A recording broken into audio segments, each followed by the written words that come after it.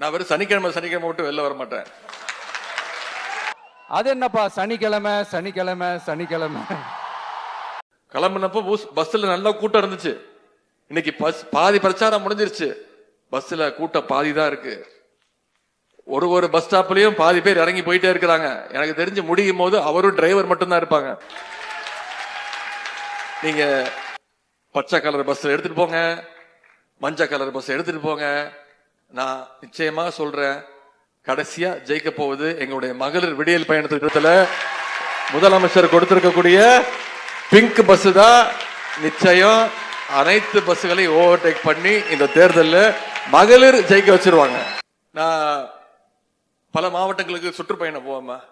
நான் வாரத்தில் அப்படியே ஒரு 4-5 நாள் வெளியூர்ல தான் இருப்பேன்.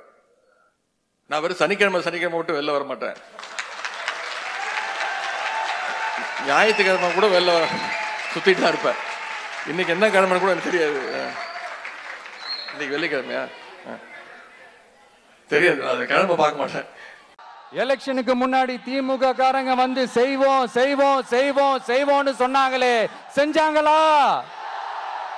இதெல்லாம் எதுவுமே செய்யாம எல்லாத்தையும் செஞ்ச மாதிரியே அதையும் பெரியமையா வேற சொல்லுவாங்க இவங்க.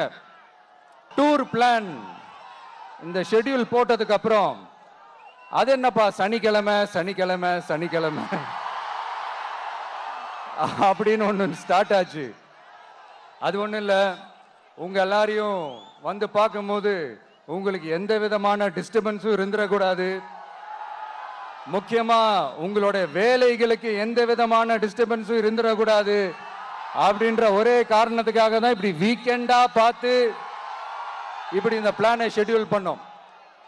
லீவு நாட்கள்ல ஓய்வு நாட்கள்ல வரணும்ன்றதான் அந்த எண்ணமே. அது மட்டும் இல்ல, அரசியல்ல சில பேருக்கு நம்ம ஓய்வும் கொடுக்கணும் இல்லையா? அதனாலதான் இந்த ஓய்வு நாட்களா பார்த்து இப்படி செலக்ட் பண்ணோம்.